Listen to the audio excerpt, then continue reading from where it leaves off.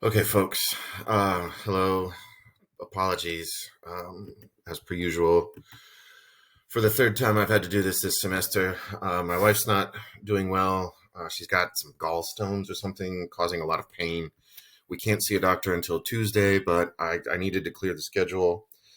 As I explained in a message last night on Easter Sunday night, and I really shouldn't leave my wife and daughter alone because my wife isn't very mobile. Long story abbreviated, I'll see you Wednesday in person. But I'm sorry to do this with Iran, as this is a very interesting case here. I'll try to go quickly, sort of like with India. There are a couple of convenient points to start looking, so I don't get bogged down in the long overarching history. Which is not to say, again, that's not important, but you know what I'm saying.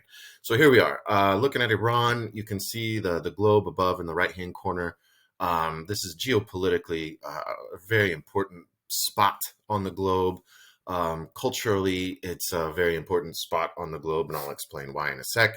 But given that, I don't know, I don't recall off the top of my head what percentage of oil passes through the Persian Gulf and into Oman, into the Arabian Sea any given year, but it's a boatload, pardon the pun. That's a very unintentional pun, but it wasn't a bad one. But anyway, instead of just repeating myself now, I'll just dive right into why study the case. Um, and I'll address what I would have rambled on to eventually here. What often comes to mind, and I did this differently, the why study the case, not because I'm doing this online like this necessarily, but I really want to hash out several reasons right out of the chute to study Iran. What often jumps to mind for many people, both the uninformed and the very informed, is the connection between the state and a religious faith, which is very unique in the world today, or the relationship that Iran has. You won't hear me use the term Islamism or Islamic fundamentalism much in the balance of this lecture for reasons that have to do with my knowing the case better, I guess. But Islam will definitely be um, uh, present in a lot of what we're going to discuss here. It's not that the state is run by Islamic fundamentalists per se. It's not a true Islamic theocracy per se. Well, I'll come back to Islam. You'll see in a sec. But why this immediately jumps to mind for those of us, particularly in the West, is because of the Iranian Revolution, which took place in 1979, which rejected an authoritarian dictatorship in the form of a U.S.-backed monarch, and established a theocracy based on the Quran. The first religious leaders, the first supreme leader of the Islamic Republic was Ruhollah Khomeini, who had been exiled from Iran by the aforementioned authoritarian dictatorship in the middle of the 20th century, first to Iraq, then to France, and then returned to Iran after the revolution in 1980. And Iran's only on its second supreme leader after Khomeini died in 1989. But the position institutionally very much lives on. Unique in the region, right? So Iran is Persian, ethnically overwhelmingly Persian, not uniformly Persian, but overwhelmingly Persian, not Arab, right? Iranians speak Farsi, not Arabic. Farsi, its linguistic roots are much closer to the European, Indo-European family of languages than to Arabic itself. It's not that Arabic isn't important in the region or in the state because of its importance in Islam, but Farsi is the lingua franca of the state, right? So to say Iranian, I guess I'll flesh this out quickly. Iranian is a civic identity, right? A state identity. The overwhelmingly largest ethnic group, again, is Persian, right? If you recall the film from India, 1947, Earth, the main character, Lenny Baby, she and her family were Parsi. They were ethnic Persians who had come to what would become India hundreds of years ago, I'm sure. I'll explain how and why that happened down the road in these slides here. But Persian is an ethnic identity. Persian is also a language. That's basically Farsi. But again, Iranian is a state identity. The majority of those within Iran practice Shia Islam, right? Within Islam, this is a minority sect. About 15% of Muslims around the world are Shia. It differs from Sunniism. Sunniism is the majoritarian sect, if you will, within Islam, right? Overwhelmingly, the majority, 85% or so. The distinction between the two has to deal with who's the rightful heir and proper descendant of the Prophet Muhammad, right? Peace be upon him for our Muslim colleagues here. But this hyperlink will take you to a rather lengthy NPR history podcast on the distinction between Sunnism and Shiism. It's NPR's Throughline podcast. Or no, sorry, this is not Throughline. This is a regular NPR story on the split between the two, but you can listen to it. It's very informative, explains things rather clearly if this is at all of interest to you. Internationally, this is an interesting case to study, most recently because of the fears over Iran's nuclear program, right? Iran was very much in the crosshairs of the Bush administration after the U.S. Invaded Afghanistan in late 2001, and then Iraq in early 2003, as Iran, inconveniently for the Iranian state, happens to lie right in between Afghanistan and Iraq. 20 years ago, I would have said cynically that, yeah, this is probably going to happen. The United States wisely has not invaded Iran in recent years, but Iran was motivated to very much enhance its nuclear program. This caused great fears, not only in the United States, but around the world. Right? I think the general international consensus is more states with nuclear weapons is worse than fewer states with nuclear weapons.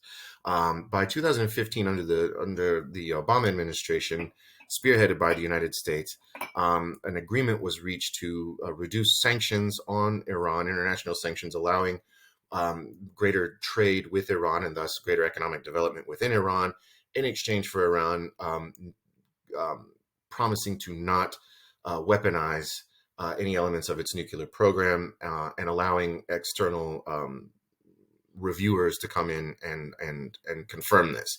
The Trump administration, of course, pulled out of the Iranian agreement, leaving the future uncertain. We don't really know where we're at. It's impossible, really, for any of us to know what the status of Iran's nuclear program is at present. And well, I'll come back to this. We're going to wrap up the slides talking about this. Reason number 4 gets to internal concerns within the country, right? The view from the outside, I think, especially given what's gone on, what we've seen, the images we've seen out of Iran since late 2022, I'm jumping to the bottom of the slide here, is tension between the regime and those pushing for change, right? It might seem like this just came out of the blue if you know nothing about Iran. But the fact of the matter is, before the revolution, during the revolution, and since the revolution, there has been great tension between those who want to, I use the term loosely, modernize the country and the society toward greater pluralism, civil society, inclusion, etc. We'll call those the reformists. And the conservative forces who tend to maintain power, starting at the top with the supreme leader. But there have been presidents who've been more open to social and political reform in recent decades, right? So Mohammad Khatami was president for 2 terms in the late 90s into the 2000s. He was very much a reformer. Mahmoud Ahmadinejad was president for 2 terms from 2005 to 2013. His name will come up again. Former mayor of Tehran, the capital, so you would think might be more of a reformist. He is not, but definitely tried to steer the country in a more conservative direction starting in 2005. After 2 terms of Ahmadinejad, another reformer, Hassan Rouhani, was elected president for 2 terms. And the current president is one of the conservatives. So a pendulum swing back to the conservative in Ibrahim Raisi, who is in effect overseeing the crackdown on reformers, particularly young people like you folks, who've protested since late 2022 following the death in custody of a Kurdish woman, an Iranian citizen, but a Kurdish woman, ethnic minority, who had been detained by the morality police, the Basij, for incorrectly wearing a headscarf.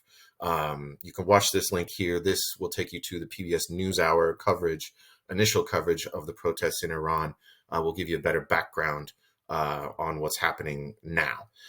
So anyway, a lot of reasons to study Iran. It's a really interesting case. I'm really sorry that I'm not there today to go over this, but family calls. But here we are. The timeline here, deceivingly, might make you think that Iran hasn't been around or important for very long, as it starts at 1905. But definitely not the case. I'm not a historian as much as I sort of claim to be in practice.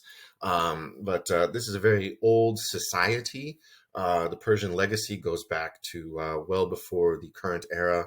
After the supposed death of sweet baby Jesus, who's passing, we just and resurrection, of course, we in air quotes celebrated just last night as I was messaging you.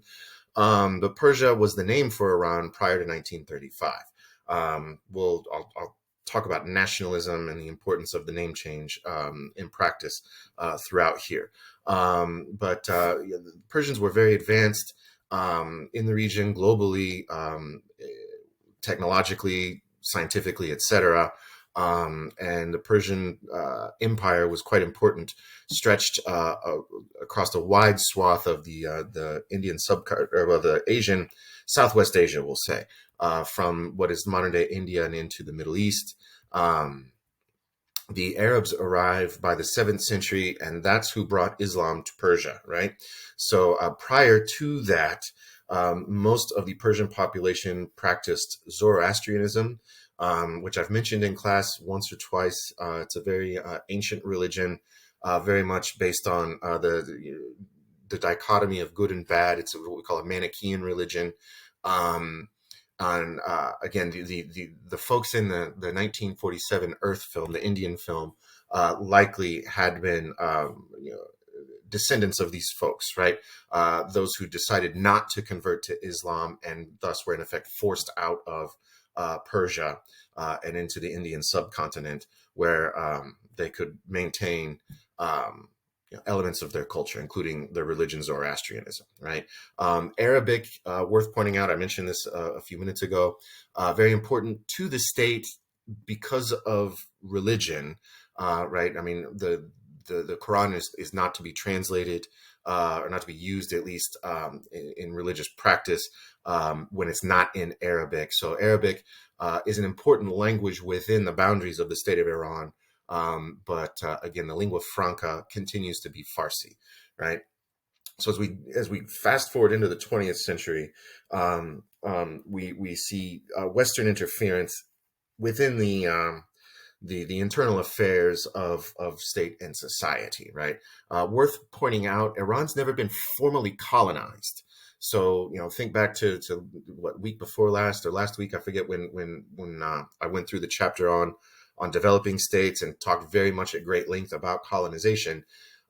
Again, worth mentioning, Iran, Persia has never formally been colonized, but that's not to say that Western powers have not very much interfered in the country. The Brits were first to keep a close eye on Iran, mainly because oil was discovered there earlier than in other places around the globe. And by World War I, of course, humanity had decided that to wage war, you need oil. So the Brits very much were keen on exporting oil from Iran, much to the chagrin of the Iranian people, which continues to this day. Reza Khan comes to power, an important name, took over as the Shah of Iran, the de facto dictator, authoritarian leader of the country. And many Iranians believe that this was a conspiratorial plot by the British to have a puppet leader of the country, and I don't think that's very untrue, if you ask me. It's a relationship that continued with the Americans later in the 20th century, and I'll get to that in a sec. But the Shah did seek to modernize, for lack of a better term, sort of westernize Iranian culture and society, but ignoring democracy, right? While at the same time ignoring traditional religious institutions, which, the lack of democracy in the 20th century didn't bother, I'm sure, anyone in the West, as long as the regime was willing to export oil and keep the religion in check, right? So the Shah did a good job at eroding democratic institutions such as the press or the Majlis, which is the parliament. And as we've seen in other cases of authoritarian states, jailing, exiled, or killing your political opponents makes it easier to run things, right? World War II brought Iran back into initial conflict and crisis, as the authoritarian Shah regime had relatively friendly relations with Germany prior to World War II, which led the United Kingdom and Russia to intervene in the state, forcing Reza Shah out, who abdicated in favor of his son, who would be the monarch of Iran from 41 to 79. And Reza Pahlavi was very much an ally of the United States, right? But after World War II, you had a period of democratic rule, republicanism, meaning elected representative leadership under Mohammad Mossadegh, who was elected, I want to say, in the late 1940s as a member of the National Front Party, which was very much a center-left, social democracy type party. And he was quite frustrated at the agreements that were forced upon Iran by the Brits to extract resources from Iran at below market prices, we'll say. His party was outlawed after Operation Ajax, which was the code name for a CIA-led coup. It was actually Kermit Roosevelt, I think it was Theodore Roosevelt's grandson, who led the coup to overthrow Mohammad Mossadegh in 1953. He was deposed, assassinated. The idea, I think, was driven by the Brits, who had accused him basically of being a Marxist, right? Because Mossadegh, in a parliamentary system, had to turn to a Marxist party to stay in power amid the tumult by standing up to the UK. This then gave the United States all the reason, I'm using air quotes here, to invade, to intervene in Iran, claiming that Mossadegh was a communist, right? So Operation Ajax, again, executed by the United States with tacit support from the United Kingdom, led to an overthrow of a democratically elected government. So when Iranians think of the United States, history begins in 1953, right? When many Americans think of Iran, everything begins in 1979 with the revolution. And I'll come back to this point too. A lack of mutual understanding is not in anyone's benefit. But the overthrow of Mossadegh allowed the Shah, Reza Pahlavi, to consolidate power, create a secret police unit that allowed him to pretty much keep tabs on society by oppressing it. So he did, though, seek to continue the modernization and westernization, air quotes, of Iran about a decade after coming to power, privatizing state-run industries, right? This is very much to the benefit of outside investors and interested states, but did increase literacy, education in general, enfranchisement of women, land reform, breaking up large sort of almost noble-like land holdings to allow the poor greater access to land. Under the time of the Shah, tensions emerge between the Ayatollah Khomeini, who again was exiled in Iraq and then in France before coming back to Iran at the revolution, and the United States, right? So you have the state itself, you have religious entities very influential within the state and the United States, all sort of vying for power within the borders of Iran. By the time Jimmy Carter comes to the White House, elected in 1976, he put a greater emphasis on human rights as a condition for good relations with the United States. So, thus, sort of pressuring the Shah to not be so repressive. But didn't quite go far enough, right? Nobody was happy with this. Khomeini argued that what the state needed was rule by Islamic jurists, right? In effect, pushing the country further toward theocracy and not monarchic rule, right? This tension leads to protests in 1978, which were sustained for, if I'm not mistaken, over a year. The revolution doesn't happen until like December of 1979, right? So two major events turned protest into revolution. The Shah declared martial law, which basically is just carte blanche for the state to kill citizens. And the Shah asked Iraq, who had been hosting the Ayatollah, because Iraq has a large Shia community as well.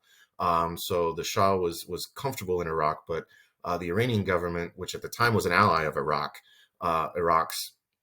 asked Khomeini to be exiled from Iraq. He goes to France, which, surprisingly, being further away, gave him greater coverage in the international media and thus a greater ability to spread his message to those back home in Iran, right? So this tension of an increasingly dictatorial state with less support from the United States and respected religious leaders pushing for change brought things to a head, and thus the revolution of 1979, right?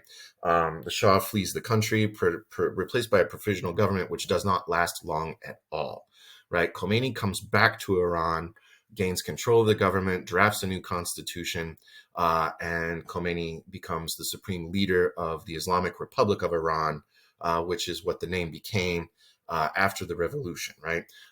Worth mentioning, I'm sure if we were face to face, this would have come up by now. And I think we've touched on this a time or two in class thus far this semester. We stopped short of calling the Islamic Republic of Iran, despite the name, a theocracy, right? There's very much religious control over the state, but it's not a theocracy, right? We'll talk about how and why that isn't the case. People do vote, there are elections, etc. So it's not, there really is no theocracy that exists, true theocracy on the planet right now. But the Islamic Republic, nonetheless, very much suffered a violent birth. Again, you had, before the revolution, the Shah cracking down on all opposition. By the time the revolutionaries took over the government, you saw crackdown on anyone who would oppose the revolution. You hopefully know something about the students who took over the U.S. Embassy in 1979. They were held for 444 days, released on the day that President Reagan was inaugurated.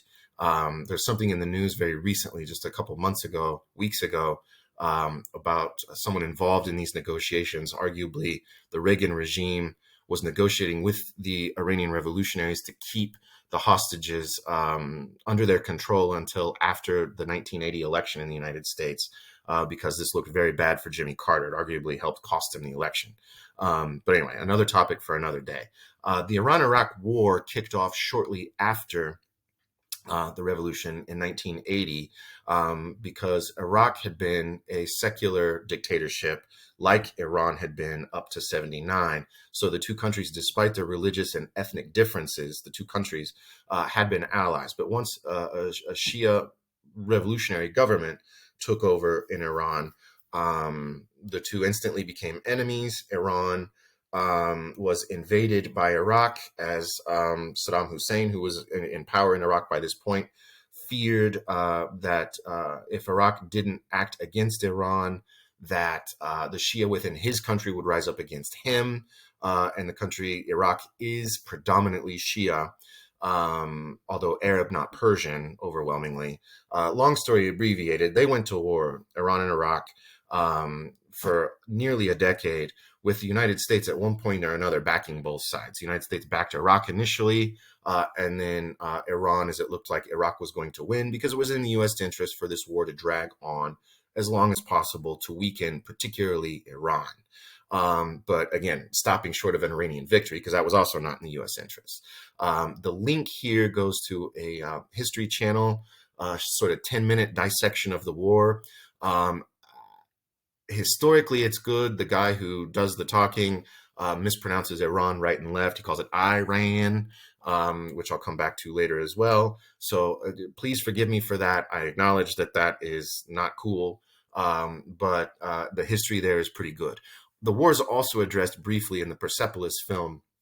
If you choose to watch that, the film for this week, Persepolis, it's based on a graphic novel. It's in effect a cartoon, so drastically different from all the other films we've watched thus far, but does a very good job of walking you through the revolution and beyond. I highly recommend the film. There are other better, arguably Iranian films that deal with more complicated issues, arguably in greater depth, but they're very subtle and requires a better knowledge of Iran. So I'm sticking with Persepolis as it's pretty good for those who really don't know much about the country. Continuing on, though, as we learn about the country, the current constitution is very much a product of the revolution. It states that God is sovereign over the Iranian people and state, right, which is why we might mistakenly draw the conclusion that this is a theocracy. All states must be based on Islamic criteria, Sharia, right, the Islamic law. But because the Shah's overthrow was primarily a revolution of the people, right, the Constitution also embodies strong Republican elements, right? The revolution itself, I mean, was driven in part by, or I'll say predominantly by religion, because that was one of the few things that could unite everyone against the Shah, right? Even though, it's not like everyone had to be a diehard Shia practicing Shia Muslim to support the regime, right? There had been elements of republicanism in the 20th century, so the result was an incorporation of this republicanism into sort of a pseudo-theocratic constitution, right? Because the chief leader of the country, the powerful head of state, is a religious leader, right? The supreme leader of Iran is a religious figure, right?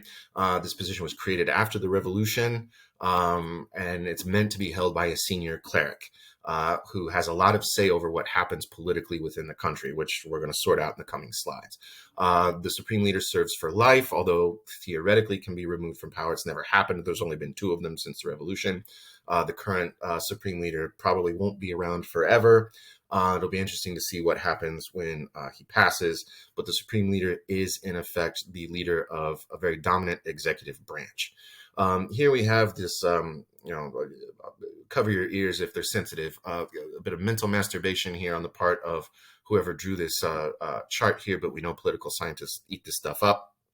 Generally speaking, you can see that the real core of the diagram here is the supreme leader himself, right? I say himself because it'll only be a he. There is an electorate. People do vote, right?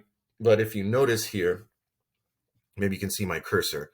The Majlis is the parliament, right? There is a president, but the supreme leader is a product of elite decision making. And once the supreme leader is named, that supreme leader has a lot of say over the judicial branch, indirectly over the parliament, and the Guardian Council is a very high-ranking, call it executive council, that in effect approves who can run for office, right? So, to say Iran is not a democracy at all is incorrect. But to say it's a flawed democracy has a lot more weight, right? Because there's a cadre of elite leadership who, in effect, has to approve who can run for office. And as I've said numerous times in class before, if you can just prevent people you don't want to win an election from running in that election, that's a lot cleaner, faster, neater way, if you will, to rig an election, right? So I say here, the Guardian Council vets presidential and legislative candidates, right? So again, people vote. They vote for the president. They vote for parliament. They vote for who gets to be in this assembly of experts who helps pick the supreme leader. But it's all filtered, right? It's all filtered. The state, in effect, decides who can run.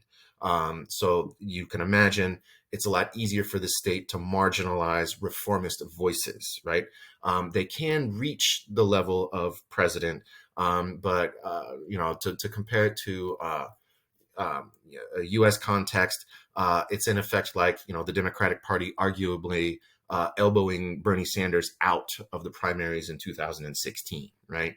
There are mechanisms to decide who runs the country. Or who can even present themselves in elections to run the country, right? So, and that starts with the president. This is an important position. It is the head of government, not the head of state. Directly elected, sort of, again, for reasons I've just described, right? No, not anyone can just decide to run, right? But the Constitution, like the United States, only allows for 2 terms, up to 2 4-year terms. And again, the president is powerful bureaucratically, and is really the face of the non-religious leadership of the country. But again, the buck always stops with the supreme leader, right? The president is technically in charge of foreign policy, but doesn't control the military, right? President doesn't have veto power over legislation. We'll talk about how that works in a sec. The legislature is unique as well. It's unicameral. I think it's the only country we study in this class that's unicameral. Sorry, I'm drinking some Persian tea. I decided for the Persia lecture, I would dig into my stash of Persian tea. I usually drink Turkish tea. It's a lot easier to get in the States. Actually, it's Persian tea I bought in Canada last year. But anyway, the unicameral legislature has members directly elected for 4-year terms, 290 members in total. There are seats held particularly for religious or minority communities. But again, it's window dressing for pluralism, right? And the legislature itself is kind of window dressing for democracy. It does have some powers, right? Passes legislation and then budgets and approves cabinet members for the president and such. But it doesn't really have nearly as much power as the president or the supreme leader. Right? Laws initiated by the Majlis can be struck down if they contradict divine law. This is in effect judicial review, if you will. And there are 2 institutions that can do that. The Guardian Council, which again vets all the candidates, right, to keep all of the reformist do-gooders out of power. And the Guardian Council can also overturn legislation. The Majlis, if the Guardian Council overturns legislation, then the Majlis can have another bite at the apple, and that would then go through the Expediency Council, which is yet another one of these, call it executive bodies, that can mediate between the Guardian Council and the Majlis over disputes, but pretty much only sides with the Guardian Council, right? So further watering down the power of the legislative branch. The judiciary branch is also pretty much very watered down and weak comparatively to the supreme leader and the president. There are a lot of small claims that can be decided by religious clerics acting as judges. There's a very good film called A Separation by a well-known Iranian film director whose name escapes me. He's also been accused of plagiarism in recent years. But A Separation was, I think, the first Iranian film to ever win an Oscar. It's one that I would like to use in class, but it's a little too subtle. But it talks, it's the story of a divorce between a couple, and it really highlights some of the dysfunctionality of the judicial system in Iran. I'll leave it at that. But in addition to civil and criminal courts, Iran has revolutionary courts, which is more what's used to mete out justice, air quotes, against the opposition. It's a revolutionary court that I'm sure that has been doling out death sentences to those who've protested the recent events in the country that I talked about at the outset, and I'll come back to at the end. Iran executes more people than any other state after China. I think the U.S. is number 3, so yeah, go team. Yeah, anyway, the judiciary is more or less just an extension of the supreme leader and the president and their interests, right? So again, the electoral system, worth stressing yet again, To say that Iran is undemocratic is untrue. I'm not making excuses for all the crappy things that the state does, but again, honesty and credit where it's due. People do vote, however flawed uh, elections are because of choice being constrained. People do vote. Voter turnout is fairly high, although it's generally since the revolution decreased, and I think that's a consequence of decreasing legitimacy in the system. It'll be interesting to see next time around that when there are parliamentary and presidential elections, what happens after the protests of 2022 and beyond, right?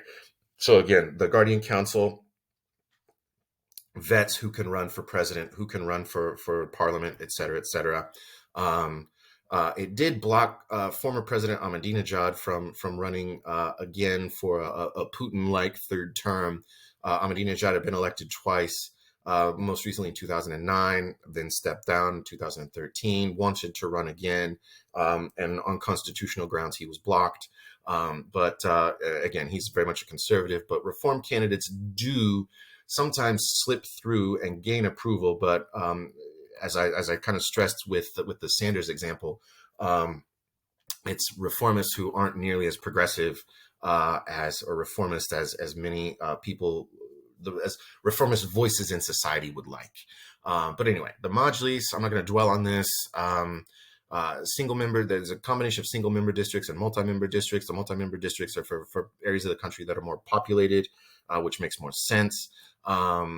Really, all to say here is for the presidency, often we see in Iran a runoff, like in France, right? If no one gets an outright majority in the first round, as Hassan Rouhani did in 2013 and 17, we go to runoffs, right? I guess it's not super unique. In 2009, what kicked off the protests against Ahmadinejad was all indications, survey data led pretty much everyone inside and outside the country to think that it would go to a runoff. But the regime declared Ahmadinejad the winner with 60% of the votes. And before 2022, 2009 was the year we saw the most protests in Iran against the regime. What happens when people protest is they often get beaten up by either the Revolutionary Guard or the Basij.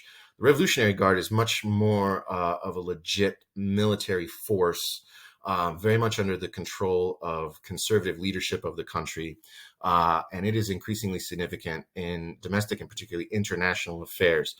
You might remember then President Trump ordered a drone strike against a dude's name, Soleimani. I forget his first name. He was the leader of the Revolutionary Guard who happened to be in Baghdad when he was on the wrong end of a bomb fired by a United States drone. The Revolutionary Guard is, again, very much the paramilitary arm of the leadership.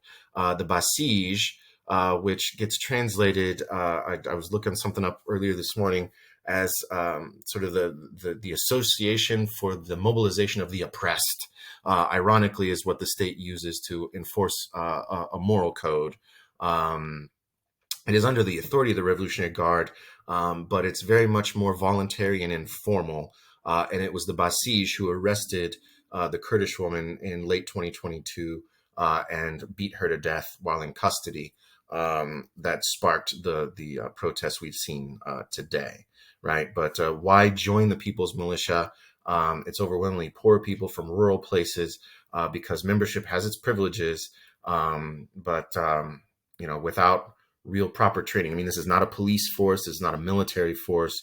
Anytime you hear the word militia, you probably assume that leadership and discipline are not high on the list of adjectives or nouns that we would associate with a militia, right? So continuing on here, thinking about political competition, there really aren't institutionalized parties, right? The regime very much runs on populism, although it just ignores any sort of reformist populism to speak of. Political parties are generally not trusted. There's suspicion of non-religiously affiliated leadership, I think, is a consequence of the 20th century history that we've already discussed. Politics is instead really dominated by organized groups, charismatic leaders, and clientelism, really. So yeah, everything is really a product of competition among elites within the regime, right? And again, the reason that's maintained is because the regime decides who can run for office, right? I mean, we can criticize a system like in the United States that allows somebody like, a business leader with a TV show to come out of nowhere and take over a political party. Maybe that's not great, but it's also not great at all when you have religious leaders deciding who can run and who can't, right? Again, no democracy is perfect. And some countries are more democratic than others. But anyway, challenge to political reform. And again, this is what you see in the Persepolis film as well. The main character grows up in the 80s. Political debate was limited to economics, and even that was limited as well. The main character in Persepolis, her uncle, I believe, was imprisoned and executed by the regime for being a supposed communist. So, political debate limited to economics, yes, but even limited within what could be discussed from there. By the 1990s, Mohammad Khatami becomes president. He was the first reformist of any stripe to reach the presidency. This saw a bit of opening up of Iranian the economy and society, which the pendulum swung way back in the other direction to the conservatives by 2005, when Mohammad Ahmadinejad becomes president. He very much gained support from poorer and more conservative and more rural voters, despite him having been the former mayor of the capital. He also had the support of the Revolutionary Guard and the Basij, which helps a lot in this system. The key features of his presidency was very, very populist. This is also the time, he came to the presidency 2 years after the United States invaded Iraq. So the thinking is he very much was in favor of development of nuclear weapons program, and was vocally very much more confrontational with the United States. When George Bush was president, this was, of course, two idiots talking to each other, although not face to face. The hyperlink here will take you to what is perhaps the greatest Saturday Night Live clip of all time. It's a song making fun of Ahmadinejad, who had come to the United States for the opening of the United Nations every year in September. He was allowed into the United States to speak at the opening convocation. He was also invited to speak at Columbia University in New York City, where he met with students, and he famously said that there are no gays in Iran. And the Saturday Night Live clip really makes fun of him for that. I highly recommend you watch this one if you watch nothing else and you want to laugh. If you want to actually learn something, click on another link. But this one is so good. The character Ahmadinejad, Fred Armisen plays him. He's even at one point reading The Clash of Civilizations by Samuel Huntington. I mean, it's so well done. It will make you laugh. There are surprises. Watch it. But he was an asshole. And he won re-election in 2009 against Mir Hussein Mousavi, who would later become president. But again, as I said a minute ago, it was pretty much expected that the 2009 presidential election would go to a runoff, but the government claimed that Ahmadinejad won 60% of the vote, which again, rigging the election on the other hand. And that led to real vocal protests, lots of international press taking attention, major crackdown from the government. And while Ahmadinejad's victory re-election was a victory for conservatives, it really, I think, served to further delegitimize the regime as it stands. And that erosion has continued into 2022. I don't think we should look at the protests of 2009 and the protests of 2022 as two things that have nothing to do with each other. Again, that was a point 4 of the why study this case, right? The pendulum swings back and forth. Have long been present, even in post-revolutionary Iran. And if you're not paying attention, it's easy to misunderstand them, right? But again, Hassan Rouhani became president in 2013. much to the chagrin of the elites. The supreme leader was not his not his not a fan of Rouhani, but Rouhani won again as a moderate reformer, which helped cultivate, following in the tradition of Muhammad Khatami, to reinvigorate civil society. Um, yeah, but again, the pendulum goes back and it goes forth, right? So here we are. But to say again that Iran doesn't have any leeway to develop civil society is also untrue. Although again, it is very much subject to the whims of the government, right? So when things seem to get too open, the government comes in to close the press, physically repress citizens, marginalize journalists. This is not a country that recognizes dual citizenship. So there are many American citizens, perhaps born in Iran, who were dual citizens, that once they enter Iran, their U.S. citizenship isn't recognized and they get thrown away in jail, et cetera, right? Non-governmental organizations very much exist at their own peril within Iran, because every time presidential elections come around, we see greater government crackdown on NGOs. But again, nothing like we've seen recently in recent years, right? Continuing on here, unique national identity. What's this? Is a society here? Again, back to one of the points mentioned at the outset. Iran is very distinct from other states within the region, right? Again, a majority practice Shia Islam. The majority is ethnically Persian. I said Iranian/Persian. Again, Iranian, the term Iranian really means, it refers to the state identity, although sometimes the terms get used interchangeably.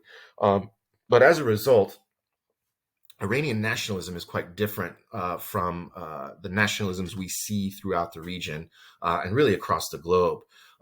Because Persians not only see themselves as distinct from their Arab neighbors, they see them distinct from their Sunni neighbors, and thus that also leaves Iran alone to stand alone against the West, right? Again, Iran was really the only country in the neighborhood to not be formally colonized.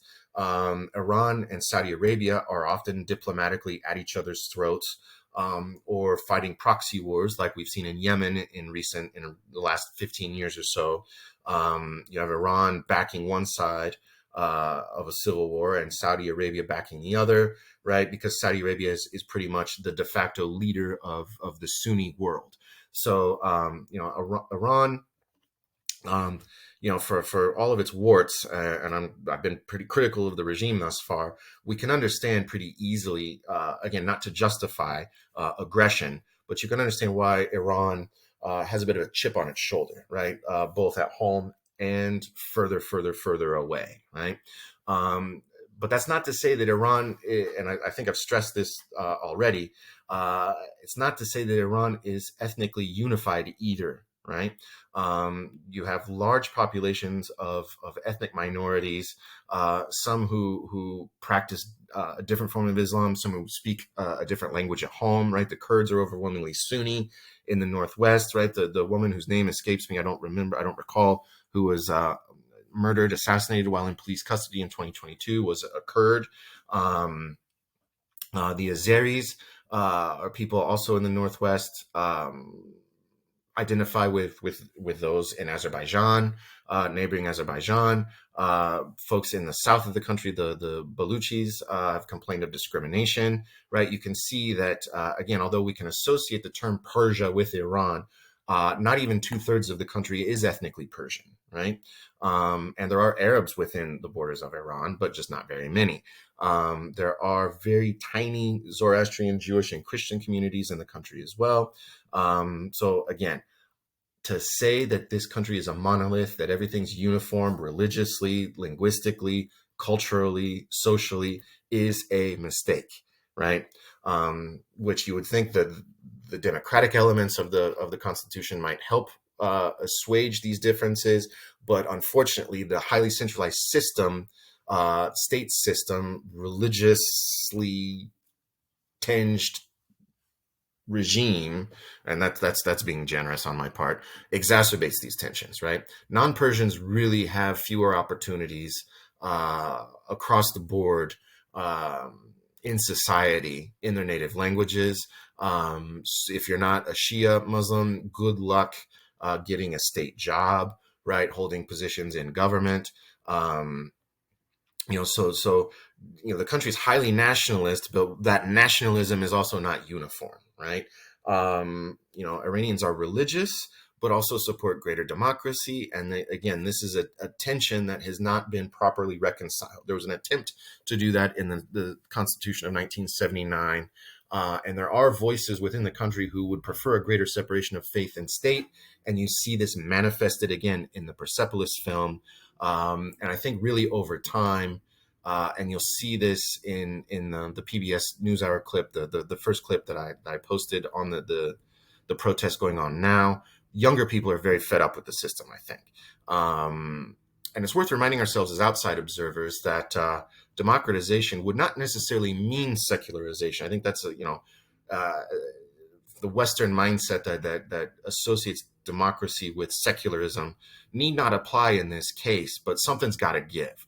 And this complicated relationship with the West, if the West, insists on greater secularization for Iran to be reaccepted in the global community, I think that would be a mistake as well, right? But what do I know? I'm just an apolitical Scientologist. Thinking about the economy, and I'm sorry I'm going on longer than I wanted to, but this case is just too rich to let the details go by. We could talk of the legacy of late modernization. The goal was to catch up with the West, and Pahlavi, the Shah, really pursued a top-down mercantilist industrialization, using oil revenues to fuel. That's an intentional pun. Industrialization in other areas, and that helped Iran really modernize quickly, urbanize very quickly. Tehran is I've never been there. I know people who are from there and outsiders who have been there say it's a very modern city. But we know that modernization can sometimes trigger a conservative backlash. And I think that's this quick modernization in the mid 20th century under an authoritarian regime backed by the United States helped trigger the revolution, and religion again was the main unifying factor that could bring opposition forces together, right? But that doesn't mean that everyone agreed religiously who opposed the Shah, right? Add to this, of course, oil. I haven't talked at much length about oil. It came up in the Iran-Iraq war clip. If you watched that, it is present in the film, discussed a bit. But of course, oil money leads to corruption, right? No taxation of the public means more government repression. Why respond to people who don't pay taxes, right? And worth mentioning as well, as the textbook rightfully does, that this can hurt women's rights within the country as well, right? Because an oil-dominated economy tends to have a weaker private sector. As most women are employed in the private sector, this means fewer jobs for women, and lesser resources and fewer political rights. Right. So there we are. Another component of the oil curse that I haven't expressly mentioned before. But the consequences of this model is that since the revolution, we've seen very poor economic performance. I think sanctions have a lot to do with that as well. It's really difficult for any industry to invest in Iran. And it's increasingly difficult for Iran to sell oil on the international market. The Iran-Iraq war didn't help. The economic development of the country really set it back for the entire decade of the 80s. And since then, really since the revolution, unemployment's been high. Inflation that we've complained about of late here is just a decades-long reality in Iran. And that, of course, eats pensions and savings, right? That's the bad thing about inflation. It eats what you have. And it hurts young people, women, and ironically, those with higher education the hardest. And this has led to a brain drain from the country, right? Going back to the revolution. and even before. And again, the film I mentioned earlier, A Separation, deals with this as well. Part of the storyline is that a couple wants a divorce, and the wife wants to leave the country and take the couple's child, and et cetera, et cetera. The legal system isn't happy about that. So anyway, I'm about done. Current issues in Iran.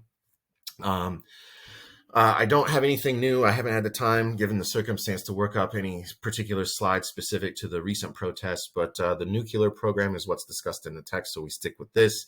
Again, the nuclear program goes back to the 1990s after the Iran-Iraq War.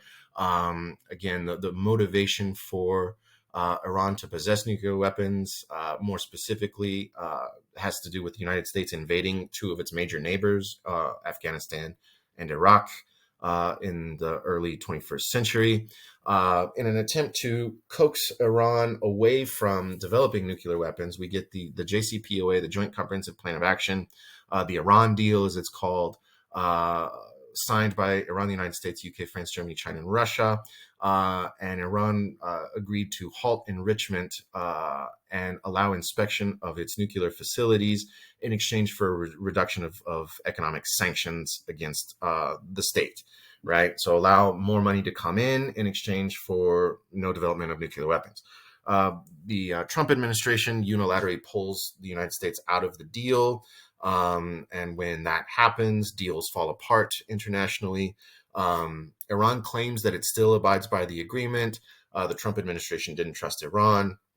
I don't really know what the status of things is this day right now. I think the Iranian regime is more worried about the protests going on in the country than enriching nuclear weapons at present, but that's hard for me to say. But anyway, this hyperlink here will take you to John Oliver, who with dirty jokes does a very good job of explaining what led to the plan and beyond. So if you're interested in this, watch that. Anti-Americanism is a key element of Iran's foreign policy.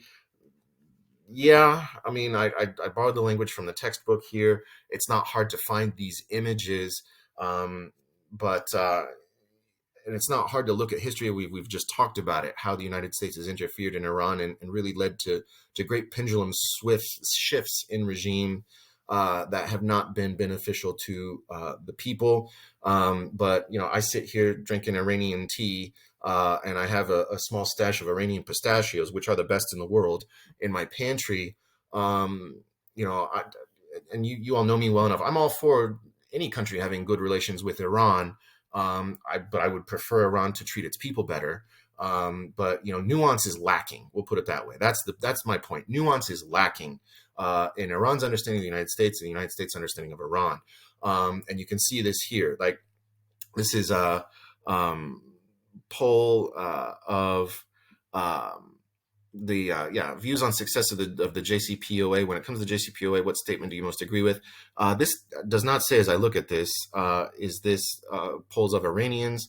Is this polls of those in the United States? But I think mutual suspicion leads an overwhelming percentage to say the deal's not worthwhile, which seems quite silly. And I have public perceptions highlighted here as a hyperlink. Do watch this. You might recall the United States played Iran in the last World Cup, right, at the end of last calendar year. And Tyler Adams, the captain of the U.S. men's team, soccer team, gave a press conference, was asked by an Iranian journalist about things political in the United States. Mr. Adams was criticized. Mr. Adams, he's 23 years old. Very good soccer player, by the way, good midfielder. But he handled the question very well and really got to the root of the problem, saying that we just need to educate ourselves about each other. And that's the gist. I'll leave it at that. And you all understand this, given where you are at Trinity, studying what you're studying. But yeah, and I've stressed this all semester. Just inform yourself, right, before opining. And I trust you to do that. But anyway, I'm done. This went on for too long. I apologize. I got to get back to my wife and kid. Take care. I'll see you Wednesday.